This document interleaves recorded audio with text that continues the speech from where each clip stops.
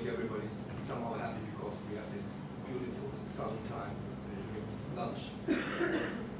Now we're in the shadow again, but you will light it up, Alexander? Well, I'll be trying, yeah. So, go on. Thank you, Kai.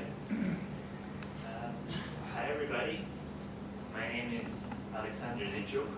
I work as a software architect for TalkTal, which is one of the biggest outsource companies. And I also an executive engineer in my own company called Anyway Labs. Today, I want to speak about are you working right now? Okay. About specification-driven development. But let me start with the question, what is a specification? It's basically a document that describes all the functionality that your API has. It basically contains a list of all possible endpoints and the data structures that are being used within your API.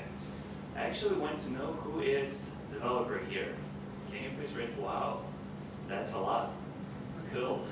And who does maintain some kind of specification for API development? Oh, almost the same amount. Cool. This is very nice. So basically, how do we maintain a spec?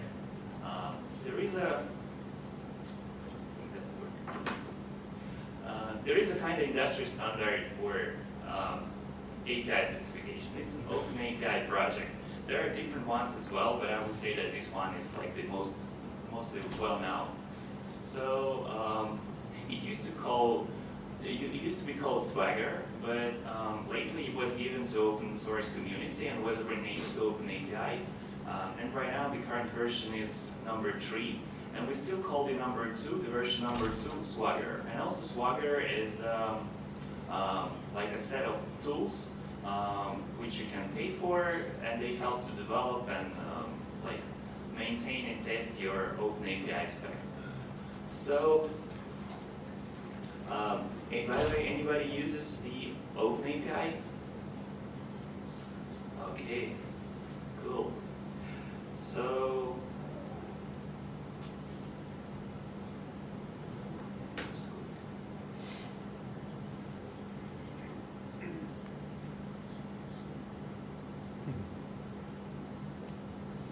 this is the example, by the way, but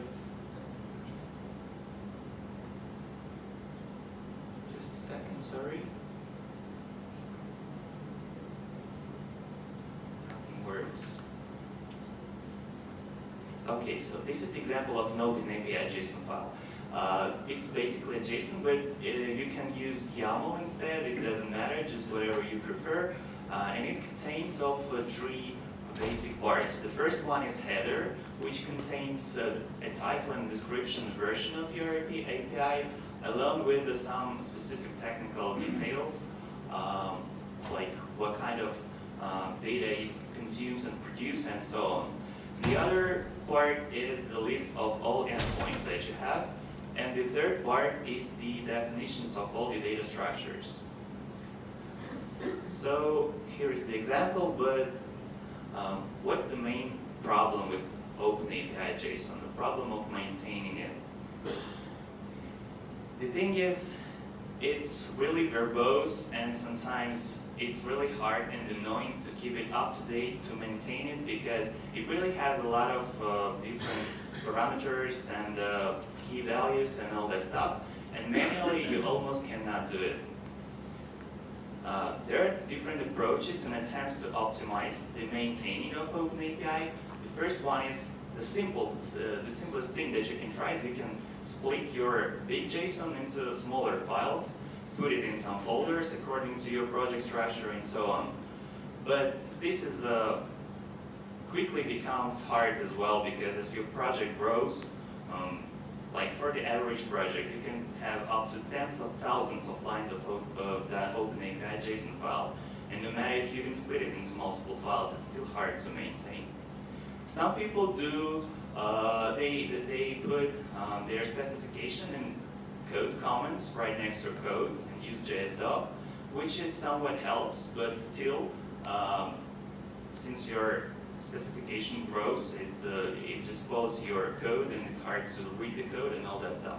There are also different web services that provide features of editing an OpenAPI and even some additional features like testing against it and so on. But I tried some of them, particular for me, it wasn't very useful because, and I'm going to be speaking today about how you can reuse your OpenAPI in your project. But since you are trying to develop your specification in some third-party service, you will have to download it somehow to reuse it in your code again. That's why today I want to share the examples based on the TinySpec approach. This is my own project that I developed, and it's basically open source. And this is a human readable syntax for OpenAPI. It's actually an alternative to OpenAPI. It allows you to keep your models and endpoints in separate and easy to maintain files. So let's start with a real world example. For example, we need to write an endpoint that will return an array of users or whatever, like a web application, no matter. So here comes our first TinySpec definition. So first you will do is create a file which ends with .models.tinyspec extension, and you will describe models in there. So here you see a simple model called user, and it has three properties. The first one is name, which is by default string. The second one is integer. You can use both full words or just the first letter to describe a type. And you can also note the question mark, which means that the field is optional in this model. And the third one is the Boolean value, a Boolean property, which represents if user is admin or not. So now, after we have a model, we can describe the endpoint. It's another type of TinySpec files which end on .endpoints.tinyspec, and it has they have basically a list of endpoints. So here is the syntax. You describe the HTTP verb get, and then the path users, and then the second line is just a format of a response that your API will return. For example, here is just the basic JSON with the users key, and the value is an array of a user model that we just described. So what is actually TinySpec? It's an NPM module that you can download it and install in your system. And after that, you will get a command line interface, which will actually do the whole magic. So what you do, you just run the TinySpec command, then you select which type of output you want. For example, here is JSON. And this is how the 3 lines of TinySpec code translates into 57 lines of OpenAPI JSON code, which is, they are basically all the same. So here's just like really it impresses me how this is like a small amount of information is stored within such a large amount of letters and words. So I also want to mention that TinySpec is in love with JSONAPI.org, which is a website that provides specification for like a set of conventions, so how to write and, for example, how to name your endpoints, how to name your data structure, how to combine them, and so on. And basically, TinySpec covers all the possible API configurations. So the main idea that I want to share with you is you can reuse your spec in your code. Today it's happening like that, so all the people who have specification mostly use it for creating documentation, for publishing it somewhere in the web, for other developers can get to know your API, can build their own client-side applications, and so on. But actually, since OpenAPI contains a lot of information, you can reuse it in your code and get benefits out of it. So here's the first example. Endpoint unit tests.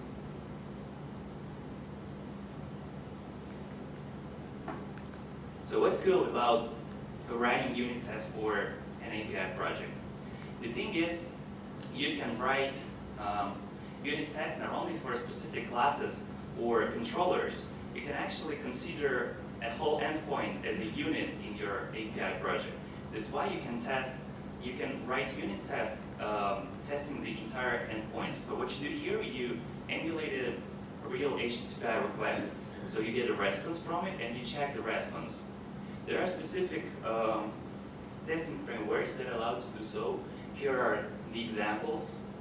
And by the way, in this speech I'm going to be sharing examples for Node.js and Ruby on Rails, but please keep in mind that you can use these approaches in almost every tech stack. It doesn't matter if it's Python or PHP, anything. So here are just examples of the testing frameworks. And here is examples of the code itself. So this is basically a unit test on Node.js and the unit test on Ruby on Rails. So what you do here, you basically emulate a request to a user's endpoint using the get method, and then you return an object with, which contains the response of the API endpoint. And then you can do anything. You can, for example, check what is contained in fields, in values, or you just can check, you can validate them across against their types, for example. So you do the same in Node.js and the same in Ruby on Rails. But let's think how our specification may help us here, because we already got the types and the models defined in our specification. Can we use it while we test? It appears that we can. So, but before, let's recap that we had before and what we have in OpenAPI-JSON. Here is the third part, which I mentioned is a full definition of all the data structures. And basically, this is another format called JSON schema. It's a powerful format for describing JSON-like objects, which is like almost everything that you can return from an endpoint. So here we have the same properties, the type of the object, and even the list of required fields. So all the same, just much more verbose. But still, you have to, you can use all of that in different ways. Here is the modules. They are basically the plugins for testing frameworks that can allow you to do the testing for comparing the result of an endpoint to a schema that you already defined. So how it looks like. So first, what you do is you require your OpenAPI-JSON file right into your testing code. And now you have schemas object, which contains all those definitions in JSON schema format. And since you are using one of those testing plugins, you already have the specific methods that you can use and pass the JSON schema in there to test responses from your API endpoints against those schemas. So you can note how the code is reduced here. So before you wrote like the check for typing for every field in the response, and now you only pass the schema that already has all the needed information. And if you get a lot of unit tests, a lot of endpoints and different schemas, you can imagine how much of code it will reduce for you. So that was just the first example. I actually have a bit more. This is the user data validation. It's obvious how important it is, and this is probably the first thing that we need to care about when we try to develop a really secure API. We need to always make sure that the data that comes from the user, that we have a full control of it, that it doesn't have anything that we don't expect, so it may break our database or anything, you know. So another example, now we want to update a user, so we're going to be writing to our database, for example. So remember that we had our user object before, user model, but now we will change it a bit because we will introduce one more called user update, which is a bit different. So first of all, we don't want to let clients to update their admin role. That's why we are removing is admin from here. Also, please note that now we have two question marks, which means that every field is optional, because you can update the user with either of them, or you can use all of them, it doesn't matter. And also the exclamation mark, which means that the set of fields is strictly defined. So we do not want anybody to make requests, because this will describe a body of a request. And we don't want to let anybody include some other fields that we don't know about. So we don't want to, for example, include them as admin back again. So we strictly define the set of fields here. And here, the example of an endpoint, you basically write the patch verb in users, you're going to be updating it by an ID, and then you see the body definition. It's basically a key user, which contains a model that we just defined. And as a success, we will be expecting just a simple object of a Boolean value success. Here, another example, what's going to be generated out of the definition we just mentioned.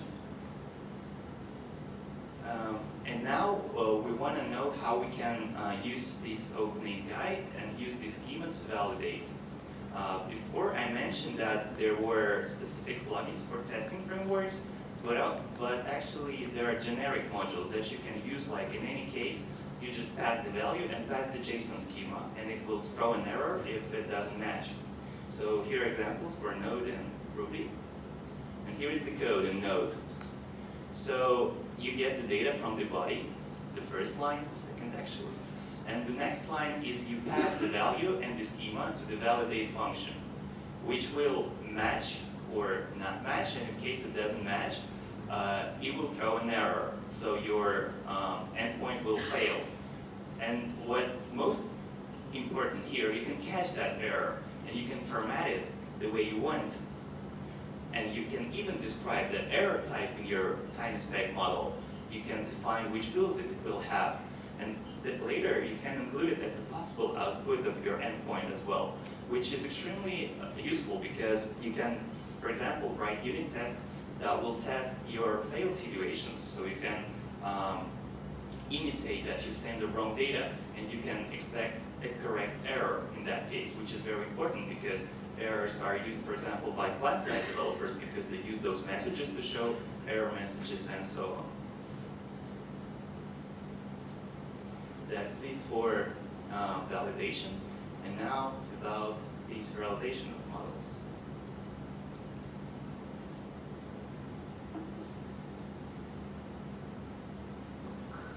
So, what is serialization? So most of backend frameworks use ORM approach very often, which is basically the way of representing database tables as the classes in languages. But when you need to return the data to user, you cannot simply just throw what you have in the database. Again, it's not secure. You will have to strictly define which fields and how you want them to appear for a user. This process is called serialization, and the result of serialization is so-called JSON view. And there are different plugins that allow you to specify different mapping rules, how you want your database record or an ORM model be represented in JSON for a user. But when the configuration becomes more complicated, when you have different associating models, when you have different requests, for example, that return the same model just with different JSON views, for example, for different types of user access, it becomes harder and harder. And you will have a lot of code that will describe those mappings because you will repeat yourself. When you make a SQL query, you will, for example, specify associated models, but then you will need to specify them again when you want to serialize it to JSON. But as you probably may already guess, our spec has all needed information. We can reuse it here again. So now a bit more complicated example. Let's imagine that we have a block engine, and we want to request users along with their posts, and let's say all the posts will have comments in it. So next, we will define the specification. It's like the 3 generic models, which is comment, post, that already has comments, preferring an array of comment. The third one is user, and the most important here is the outmention of user model, which adds post object to it, and it's called user with posts. And now we can use it in the response. Here is the get block users request, and the response is the user with posts, an array of them. Again, an example of generating OpenAPI, it just gets bigger and bigger. And here is the module that will let you automatically and magically serialize your SQLize models. SQLize is, by the way, I would say also most widely used ORM module for node.js. So here is the code. First, you make a request to a database using SQLize syntax. You specify all the associations here. You include posts and then you include comments. And usually you will have to then write all the serialization mapping rules. But here you just call it a simple function serialize and pass the schema that you loaded from OpenAPI JSON file, and it will do everything automatically. Isn't this magic? Okay, so static typing.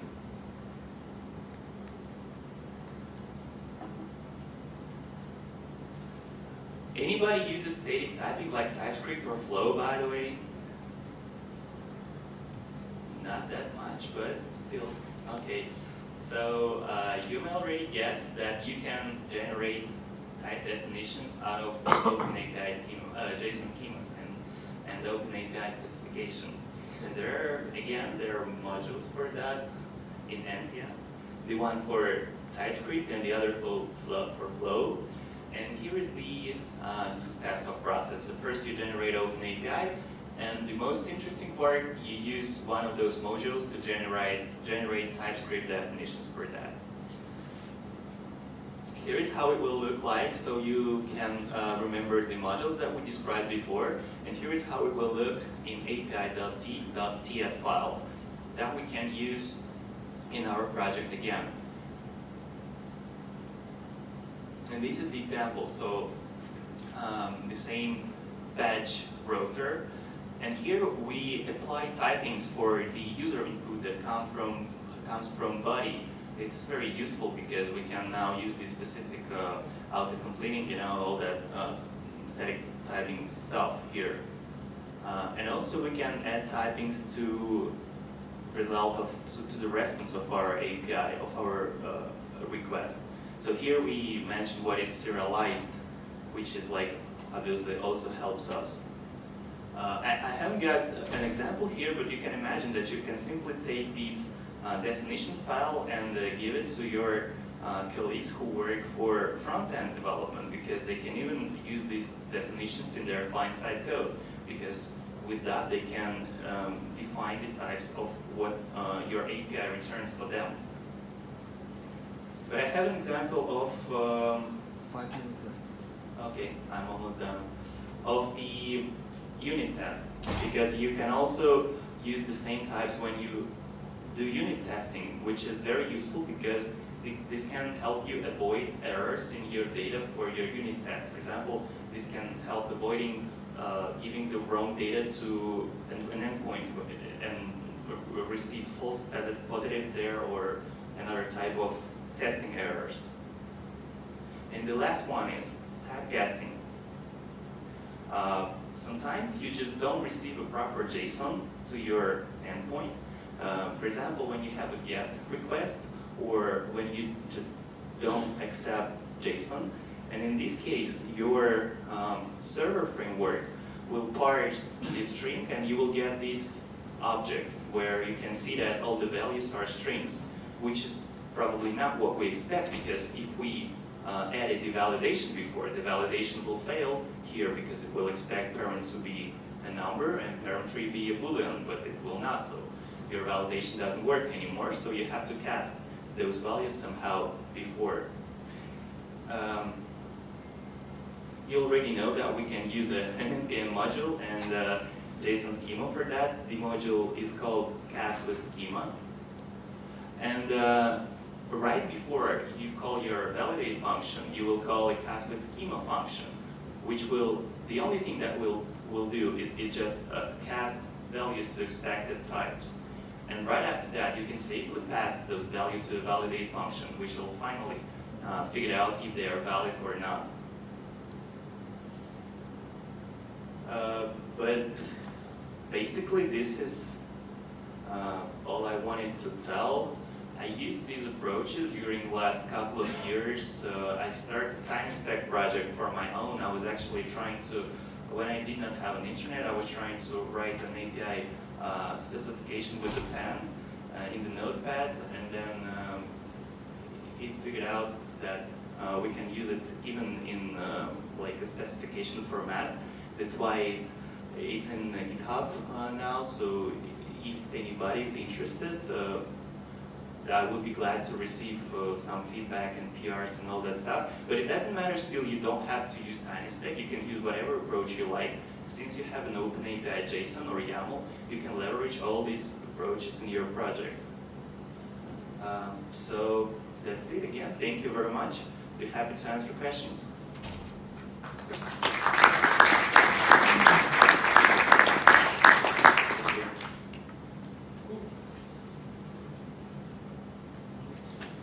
Just a quick one. Can this be used with Java too? Did you try it out?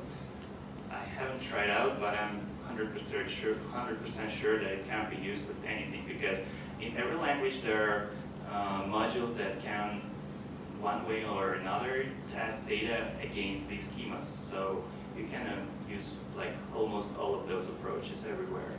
Because I saw you have to load a lot of modules to make it work, right? No, you actually, well, yeah, but I'm pretty sure that the analogs for these modules exist in Java world. Okay, thank you. Yeah. One more question?